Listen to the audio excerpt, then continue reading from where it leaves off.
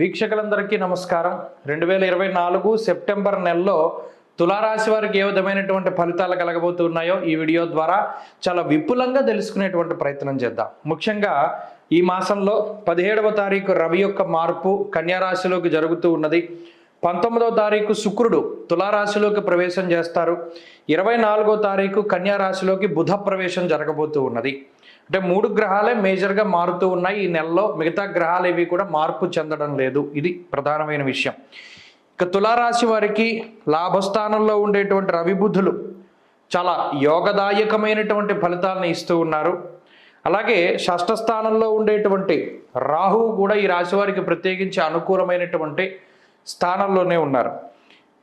ఈ 3 గ్రహాలు కూడా తులారాశి వారికి ఈ మాసంలో అనుకూలంగా ఉన్నాయి. అలాగే ఈ మాసంలో మధ్యలో వచ్చేటువంటి చంద్రబలంతో కలుపుకుని 4 గ్రహాల తాలూకు శుభ ఫలితాలు ఈ మాసంలో ఉన్నాయి. అయితే ఇక్కడ ఒక విషయం ఏంటి అంటే 17వ తారీఖుకి ముందు ఈ పరిస్థితి, 17వ తారీఖు దాటాక రవి కన్యా సంక్రమణ గనక చేసినప్పుడు రవి యొక్క బలం తులారాశి వారు కోల్పోతారు.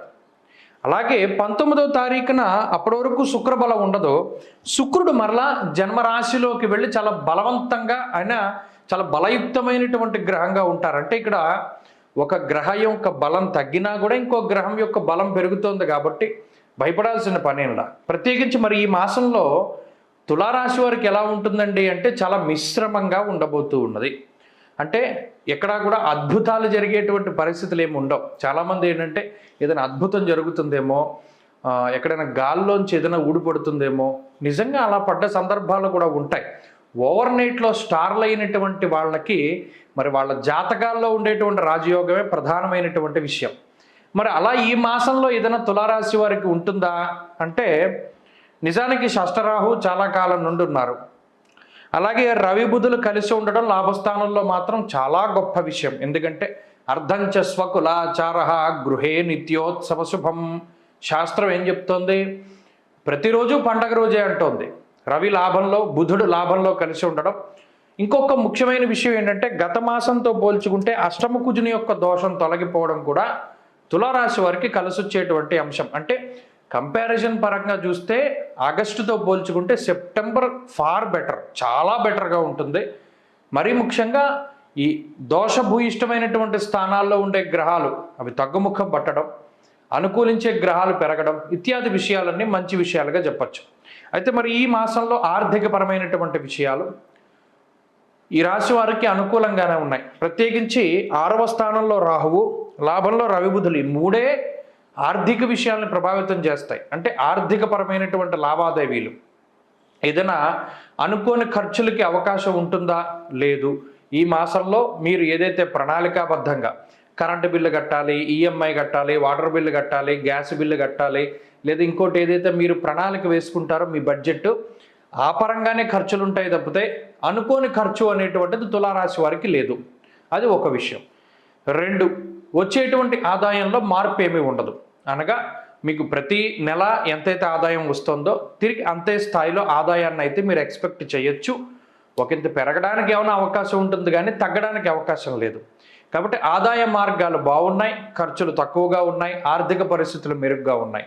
ఇక ఆరోగ్యానికి సంబంధించిన విషయం, గత మాసంలో అయితే అష్టమ కుజుడు దోషం ఉంది, అష్టమ గురు దోషం ఉంది, ఇలా గ్రహాలు ఎక్కువగా ఇబ్బంది పెట్టాయి. ఈ మాసంలో ఆ దోషాలు లేవు కాబట్టి ఆర్థికంగా ఎదుగుదల కనబడుతూ ఉన్నది. ఏదైనా ఆరోగ్యపరంగా కూడా ఎదుగుదల కనబడుతూ ఉన్నది. ఏదైనా అనారోగ్య సమస్యలు ఉన్నా కూడా అనారోగ్య సమస్యల నుండి త్వరితగతిన బయటపడడానికి ఈ గ్రహస్థితి చాలా చక్కగా ఉపయోగపడుతుంది. సో ఆరోగ్య పరిస్థితులు కూడా ఈ రాశి వారికి చాలా బాగున్నాయి. ఇక కుటుంబపరమైనటువంటి విషయాలు చాలా అనుకూలంగా ఉన్నాయి. కొంత కుటుంబ సభ్యుల కోసం సమయాన్ని వెచ్చించవలసినటువంటి పరిస్థితులు ఏర్పడతాయి.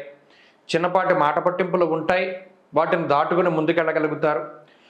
విద్యార్థులకి గ్రహస్థితి చాలా అనుకూలంగా ఉన్నది. మరీ ముఖ్యంగా పోటీ పరీక్షలలో ఏదైనా దూర విద్య, విదేశీ విద్య, వీటికి సంబంధించినటువంటి వాటిల్లో మంచి ఫలితాలని ఆశించవచ్చును.